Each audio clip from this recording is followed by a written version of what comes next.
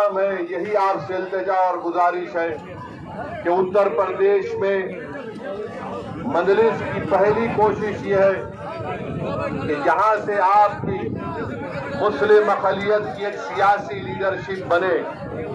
मैं आपको ये बात बताना जरूरी समझता हूँ कि उत्तर प्रदेश भारत का सबसे बड़ा स्टेट है, प्रदेश है। यहाँ पर हर बिरादरी की, यहाँ पर उनकी एक सियासी ताकत है, उनकी एक पहचान है।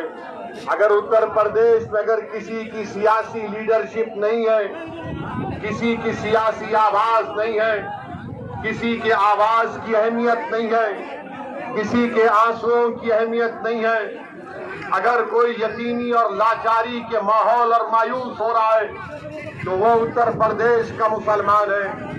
और मजलिस ये चाहती है कि आप जमहूरियत को मजबूत करें। भारत की जमहूरियत कैसे मजबूत होगी?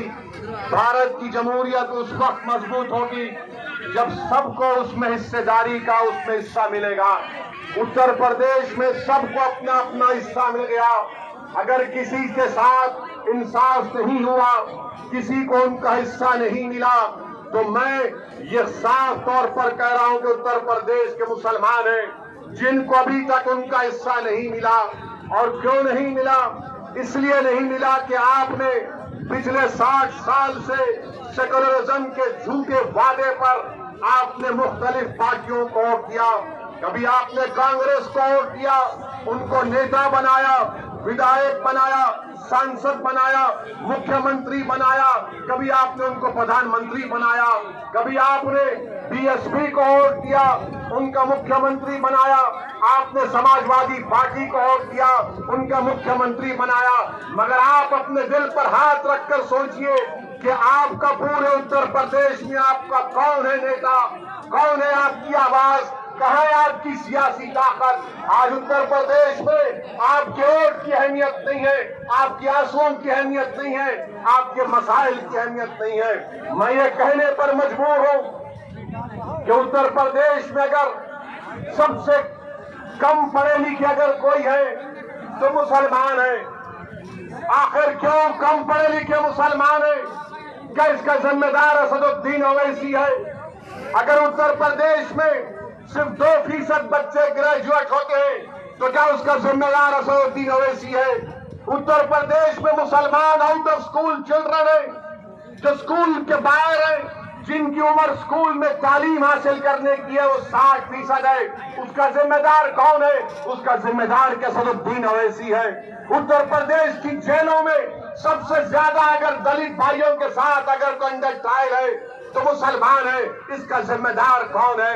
इसका जिम्मेदार किसी हद तक हमको भी अपने गिरबान में झांक कर देख रहा है। मैं आपको पैगाम देने आया हूं मेरे अजीज दोस्तों और बुजुर्गों, यकीनन फिरका परस्ती को हराना है, फिरका परस्ती को हराना है। मगर फिरका परस्ती को हराने का मतलब ये नहीं है कि आप खुद हार जाएंगे। फिरका परस्ती को हराने का मतलब ये है कि आप जीतेंगे, तभी जाकर बीजेपी को शिकस्त होगी। अगर रुदौली से मजलिस का उम्मीदवार एमएलए विधायक बनेगा तो यकीनन बीजेपी को यहाँ पर शिकस्त दे पाएंगे। मेरे अजीज दोस्तों और बुजुर्गों, रुदौली में मैं यहाँ पर खड़े होकर दिल की अमीर गहराइयों से, हमारे इश्तियाक अहमद साहब एक एमएलए हुआ करते थे, भट्टी समाज से उनका ताल्लुक था, मैं उनको खराज अकीदत पेश करता हूं। आप बताइए, कोई नाम नहीं लेता इश्तियाक साहब का, और फिर मजलिस पर इल्जाम लगाया जाता है कि मजलिस इत्तेहादुल मुस्लिमीन वोट काटने के लिए आती है। मेरे अजीज दोस्तों और बुजुर्गों, मजलिस किसी को काटने को नहीं आती, मजलिस जोड़ने को आती है। और मजलिस ये काम करके रहेगी इंशाअल्लाह ताला। मेरे अजीज दोस्तों और बुजुर्गों, अभी हमको यहाँ के जिम्मेदारों ने बताया कि जो ओवर ब्रिज है रुदौली का,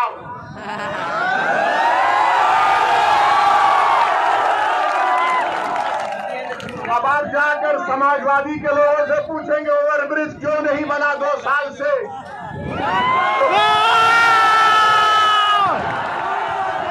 5 साल से तो बोलेंगे ओवैसी यहां से गया था इसलिए नहीं बना, ओवरब्रिज नहीं बना, और जो मुख्यमंत्री बाबा है, बाबा को भी पता नहीं है। बाबा को बोलेंगे ओवरब्रिज तो बाबा बोलेंगे नाम बदल दो उसका। यानी हमारा हाल ऐसा हो गया है। और फिर ओवरब्रिज नहीं होने की बिना पर हाईवे पे आने के लिए लंबा सफर 10 किलोमीटर का करना पड़ता। और दूसरी बात यह है कि यहाँ पर जो कम्युनिटी हेल्थ सेंटर है माशाल्लाह खंडेर में तब्दील हो चुका है। मेरे अजीज दोस्तों और बुजुर्गों, पाइपलाइन के लिए रोड खोद दी गई है, मगर ये विकास हो रहा है बाबा के दौर में। बाबा के पास एक ही फार्मूला है, जाके बाबा को बोलिए सर बोले नाम बदल दो काम हो जाएगा। फिरोजाबाद में 50 बच्चे डेंगू से मर गए। 50 बच्चे, क्या नाम बदलने से बच्चे मरना बंद हो जाएंगे? मेरे अजीज दोस्तों और बुजुर्गों, फिर ये आपके रुदौली में मेरे पास रिकॉर्ड है। ये अखिलेश भी नहीं बोल सकते, ना कांग्रेस ना बसपा के लोग बोल सकते हैं। वो सिर्फ आपको बोलेंगे वोट डालो, हमको वोट डालो। मगर हासिल क्या हुआ बताइए कि उत्तर प्रदेश में माइनॉरिटीज के लिए, जिसमें मुसलमान भी शामिल हैं, 2019-20 में मोदी सरकार ने बाबा की सरकार को 116 करोड़ रुपए दिए कि मुसलमानों के उन गांवों में जहां पर 25% माइनॉरिटी रहते काम कराओ, स्कूल बनाओ, अस्पताल बनाओ। 116 करोड़ दिए गए और जिसमें से बाबा की सरकार ने, महाराष्ट्र ने सिर्फ 16 करोड़ खर्चा किए। और महाराज बोलते, मोदी बोलते सबका साथ, सबका विकास, सबका विश्वास। 116 करोड़ में सिर्फ 16 करोड़ खर्चा किए गए। दूसरी बात कि रुदौली तहसील में क्या कोई हायर सेकेंडरी स्कूल है? गवर्नमेंट का है, क्यों नहीं है? क्या हमको हमारे बच्चों को स्कूल में पढ़ाने का शौक नहीं है? क्या आप अपने बच्चों को तालीम दिलाना नहीं चाहते? क्या अपने बेटियों को पढ़ाना नहीं चाहते? पेरेंट्स बोलेंगे नहीं, मुसलमान बच्ची को नहीं पढ़ाना चाहता। अरे दिमाग तेरा खराब है, हम पढ़ाना चाहते, काबिल बनाना चाहते, ताकतवर बनाना चाहते अपनी बेटियों को। इनको अफगानिस्तान के लड़कियों पर जुल्म की बड़ी फिक्र है, मगर रुदौली में बच्चियों के पढ़ने के लिए स्कूल नहीं है। ये इनका दोगला दोहरा चेहरा है। और फिर आप देख लीजिए कि फिर उत्तर प्रदेश की बाबा की सरकार ने कहा कि कोविड आया तो मई में फैसला किया कि ऑनलाइन स्कूलों को स्कूल में तालीम दी जाएगी। आपको मालूम मेरे भाई, आपके रुदौली में कितने टीचर को कंप्यूटर इस्तेमाल करना आता? कितनों को आता है? ये हाल यहाँ पर इस तरह का करके रखिए। और आप ये भी देख लीजिए कि जो हेल्थ की बात है, हेल्थ की बात में रुदौली में 255 सब सेंटर है, 40 प्राइमरी हेल्थ केयर सेंटर है, 5 कम्युनिटी हेल्थ सेंटर है, कोई सब डिविजनल हॉस्पिटल नहीं है, 4 डिस्ट्रिक्ट हॉस्पिटल है। तो योगी आदित्यनाथ की सरकार बनने के बाद कितने आपने खोले बताओ? कितने आपने खोले बताओ? जब आप जवाब दे रहे हैं तो सच्चाई पर पाबंदी होगा। आपको मालूम कि रुदौली में ये जिला अयोध्या का है, यहाँ पर कितने बच्चे 5 साल की कम उम्र के, जब 5 साल के होते हैं तो स्टंटेड कितने होते, कमजोर कितने होते, 50%। बाबा से जाकर पूछिए, महाराज से, तो बोलेंगे ये फिरका परस्ती की बात कर रहा हो ऐसी। मैं चैलेंज से कह रहा हूं कि 50% 5 साल के कम उम्र के बच्चे स्टंटेड है अयोध्या डिस्ट्रिक्ट में। कौन सी हुक्मरानी बीजेपी उत्तर प्रदेश में कर रही। और फिर वेस्टेड बच्चे 19% अंडर वेट, यानी जो उम्र में वजन उनका होना चाहिए कितने मालूम आपको, 45%। मैं जो कुछ कह रहा हूं, अगर मेरी बहन, मेरी मां मेरी बात को सुन रही है तो कहेगी कि हाँ ये बात सच है कि जिस बेटे को, जिस बेटी को मैंने 9 महीने अपने पेट में रखकर पैदा किया, आज वो स्टंटेड भी है और उसका वेट भी कम है। मेरे अजीज दोस्तों और बुजुर्गों, वहीं पर ये सरजमीन, हम जब यहाँ पर आ रहे थे तो 2 दिन से हमारे माशाल्लाह मीडिया के बड़े बड़े लोग बोलना शुरू कर दिए, ये बोलना शुरू कर दिए कि ओवैसी अयोध्या को नहीं जा रहे, ओवैसी अयोध्या का नाम नहीं लेते हैं। मैंने कहा भाई साहब, अयोध्या भी भारत में है, फैजाबाद भी भारत में है और ओवैसी भी भारत में है और रहेगा। अब फैजाबाद की तारीख इनको नहीं मालूम, जो शाम में 6 बजे टीवी पर बैठते हैं, 8 बजे बैठते हैं, 9 बजे बैठते हैं, ऐसा बैठकर भाषण देते हैं, खुतबा देते हैं और ऐसा देते हैं कि बस नरेंद्र मोदी उनको देखे तो कहे कि ये तो मेरा घर वाला है।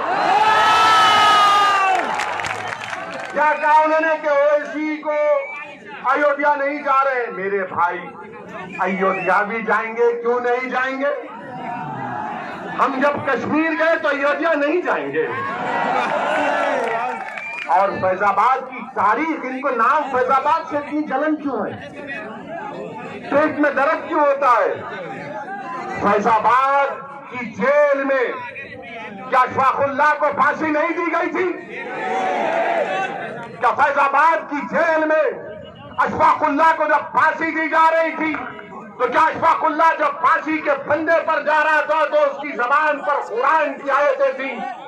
जब अशफाकुल्लाह फांसी के फंदे पर गया तो रास्ते में जेल के लोगों से मिलकर कहा कि खुदा हाफिज, मैं अपने रब से मिलने जा रहा हूं।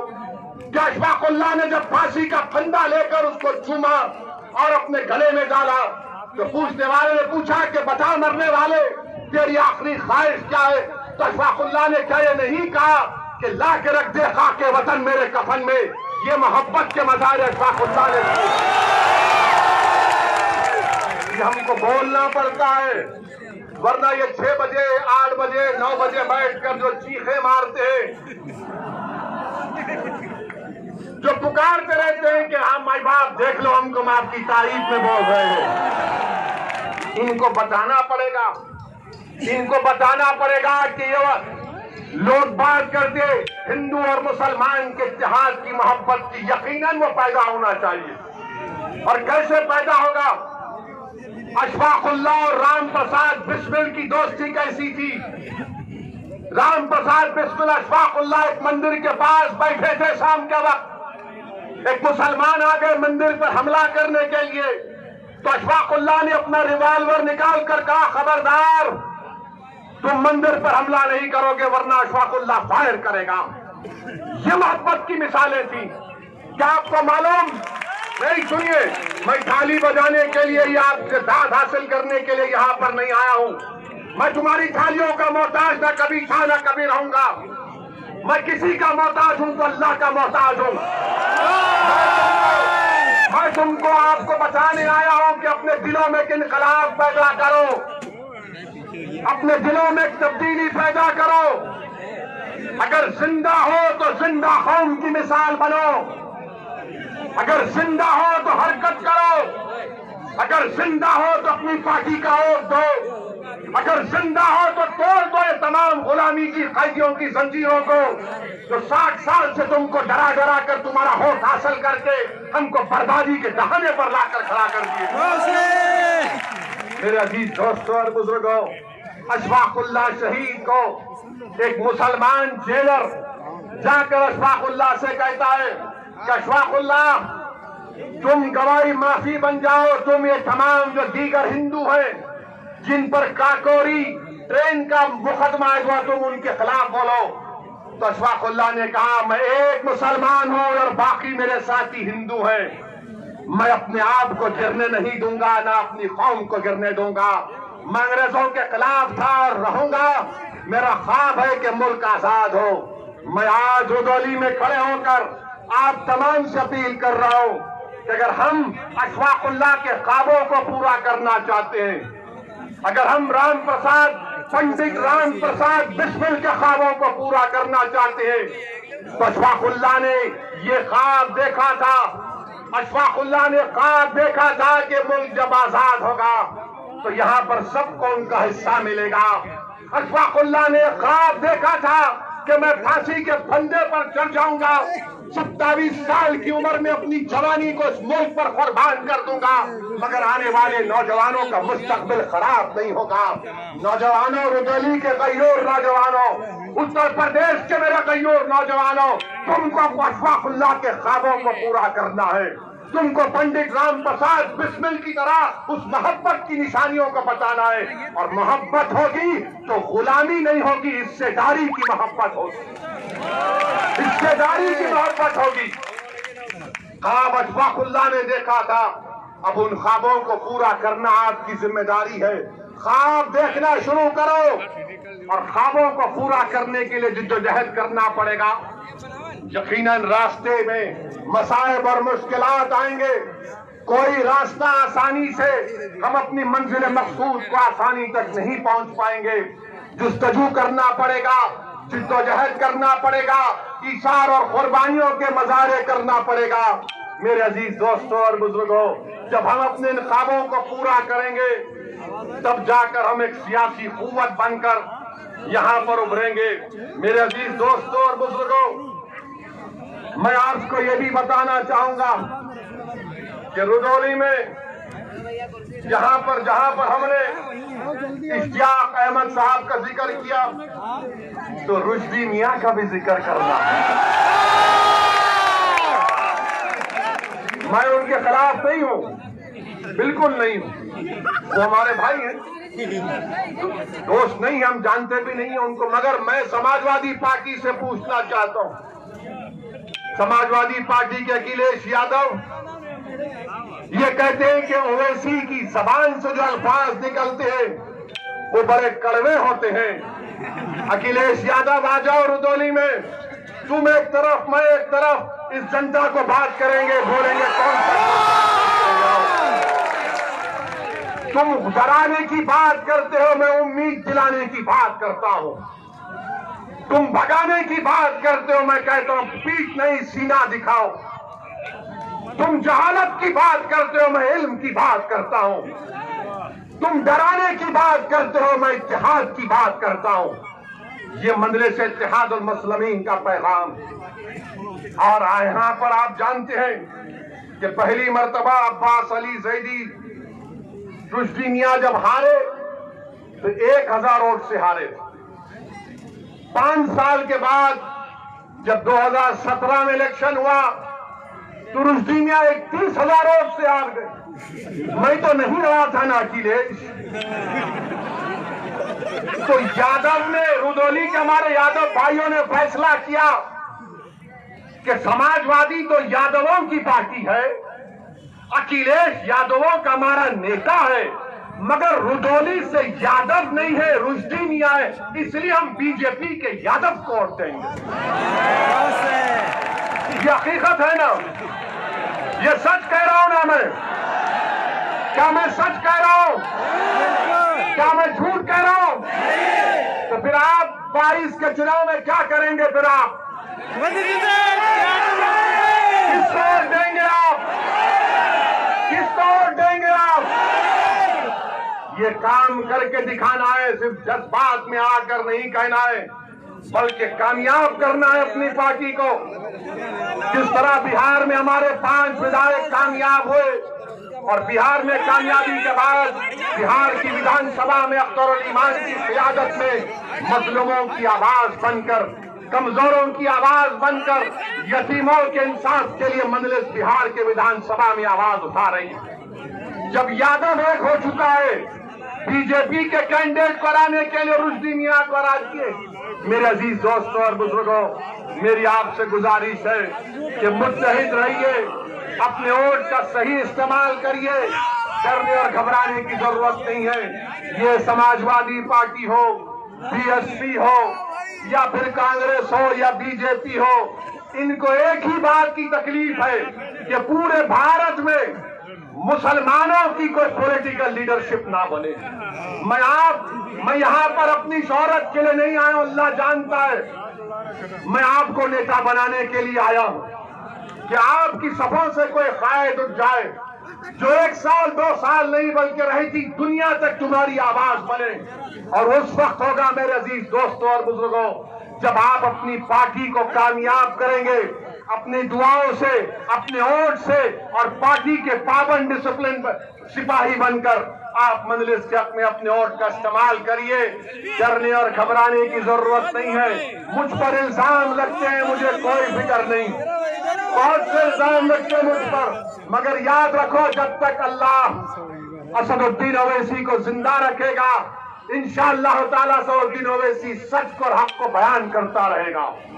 अल्लाह जब तक मेरे जिस्म में आखिरी सांस को रखेगा, मैं आपके हक के लिए लड़ता रहूंगा। मुझे नहीं मालूम कि मेरी जिंदगी का चिराग कब गोल हो जाए, मगर रुदौली के नौजवानों, उत्तर प्रदेश के गयूर नौजवानों, उत्तर प्रदेश के मेरी इज्जतदार मां और बहनों, कौम और मिल्लत के जिम्मेदारों, मैं तुमसे भीख मांगने आया हूं, मुत्तहिद हो जाओ। आज तुमको मुत्तहिद होना है। ये फैजाबाद अयोध्या है। अगर कोई मुझसे सवाल करता है तो याद रखो, इसी अयोध्या में 6 दिसंबर को हमने भी देखा, सारी दुनिया ने भी देखा क्या हुआ। आज उसका जिक्र करने से डरते हैं सेकुलर पार्टी के लोग, जिक्र करने से डरते हैं, डरा डरा कर वोट हासिल करते हैं। अरे याद रखो, वो कौम जो नवासा रसूल को जन्नत का शहजादा मानती है, क्या वो कौम डरेगी इन लोगों से? क्या तुम डरोगे इन लोगों से? इंसान से नहीं डरना, सिर्फ रब्बे कायनात से डरने का हुक्म सिखाया गया। सिर्फ रब्बे कायनात से डरना है, किसी से भी नहीं, ओवैसी से भी नहीं। हाँ, अगर ओवैसी की जबान से अगर सच निकल रहा है तो उस पर गौर करो, उस पर गौर करो। अगर गलत है तो कोई बात नहीं, अगर सच है तो उसको कबूल करो। मेरे दिल में नहीं है, मेरी ताकत, मुझे अल्लाह ने इतनी ताकत नहीं दी है कि मैं तुम्हारे दिलों को मोड़ सकूं। दिलों को मोड़ने वाला तो रब्बे कायनात है। मेरे अजीज दोस्तों और बुजुर्गों, हिम्मत और हौसले को बुलंद रखिए। इलेक्शन जैसा करीब करीब आएगा। आज अभी हम प्रेस कॉन्फ्रेंस लिए, अतीक अहमद साहब जो 5 बार के विधायक हैं, 1 बार के सांसद हैं, वो आज मजलिस इत्तेहादुल मुस्लिमीन में शामिल हुए हैं। तो हमने उनका खैर मुकद्दम किया, वेलकम किया, और मीडिया के हमारे लोग आए थे लैला को सुनने के लिए। तो हम उनके सवाल करने से पहले उनको बता दिया कि भाई साहब, आप सवाल मत करिए, आपके दिल में जो जवाब है वो हम आपको बता ही देते हैं। हमने उनसे कहा कि बीजेपी उत्तर प्रदेश के जो एमएलए हैं, 37% बीजेपी के एमएलए के ऊपर क्रिमिनल केसेस हैं। 37%। हमने कहा 116 एमपी बीजेपी के भी केस है। और फिर हमने उनको ये भी बता दिया, ये शुरू हो जाके देखो बाहुबली को ला दिए, फुला को ला दिए, बल्कि जिस किसी का नाम अतीक होगा, शहाब होगा, मुख्तार होगा, वो गैंगस्टर होगा, बाहुबली होगा। और जिसका नाम प्रज्ञा, अजय, कुलदीप, संगीत, सुरेश, कपिल होगा, वो क्या होगा? लोकप्रिय नेता होता है। यानी अतीक का ताल्लुक एक कमजोर समाज से है। अगर अतीक का ताल्लुक एक ताकतवर समाज से होता, अगर अतीक अहमद मुजफ्फरनगर के कांड से पहले तकरीर करते या गोरखपुर में वो तकरीर करते तो हो सकता कि महाराज उन पर केस विड्रॉ कर लेते, क्योंकि उत्तर प्रदेश के मुख्यमंत्री ने अपने आप पे से केस विड्रॉ कर लिया और बीजेपी के 70 से शायद मुकदमे वापिस ले लिए मुजफ्फरनगर के कांड। तो मेरे अजीज दोस्तों और बुजुर्गों, ये तमाम इनके कारनामे हैं। मेरी आपसे गुजारिश है कि आपको डराया जाएगा बीजेपी से, मोदी से, योगी से। हम तो आए हैं उत्तर प्रदेश से बीजेपी को हराने के लिए इंशाअल्लाह ताला। मजलिस का मकसद ये है कि बीजेपी की सरकार ना बने, उत्तर प्रदेश से योगी दोबारा मुख्यमंत्री ना बने। क्यों ना बने? क्योंकि योगी आदित्यनाथ की सरकार ने गंगा में लाशें बह रही थी, ऑक्सीजन नहीं था, दवाएं नहीं थी, जलाने के लिए लकड़ी नहीं थी, दफनाने के लिए जमीन नहीं थी। और अगर किसी गरीब ने इन तमाम की नहीं होने के बिना पर नदी के किनारे जमीन पर दफना दिया तो दुनिया ने देखा कि कुत्तों ने किसी के पांव पर भाई और बहन की लाशों को नोच नोच कर खाया। ये हुआ है, इसीलिए बीजेपी की मुखालिफत करना है।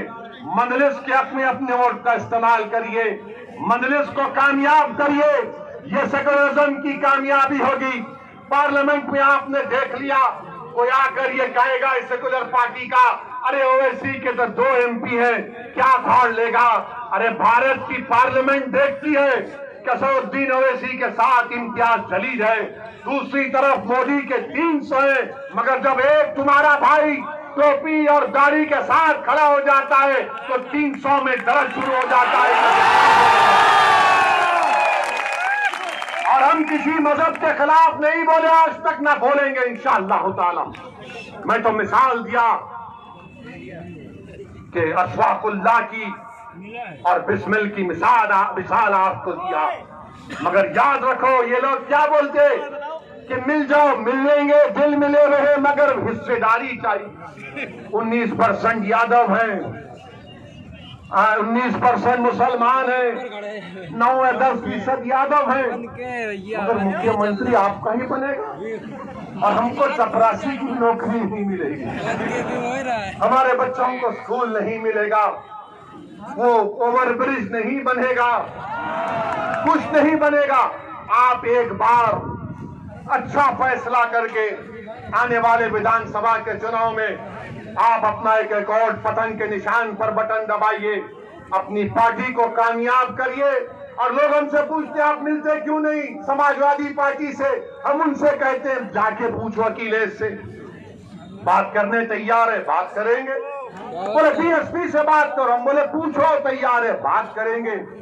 मगर अगर आप ये समझेंगे कि आपकी पार्टी में जो नाम निहाद मुसलमान है उनकी तरह तुम मुझसे बर्ताव करोगे तो भूल जाओ, मैं मरना पसंद करूंगा मगर अपनी इज्जत का सौदा नहीं कर सकता। बराबरी पे बात होगी, हिस्सेदारी की बात हो रही है। आप मुझे कोई खैरात नहीं देंगे, मेरा हक है, मैं हासिल करूंगा इंशाअल्लाह ताला। मेरे अजीज दोस्तों और बुजुर्गों, हिम्मत और हौसले को बुलंद रखिए।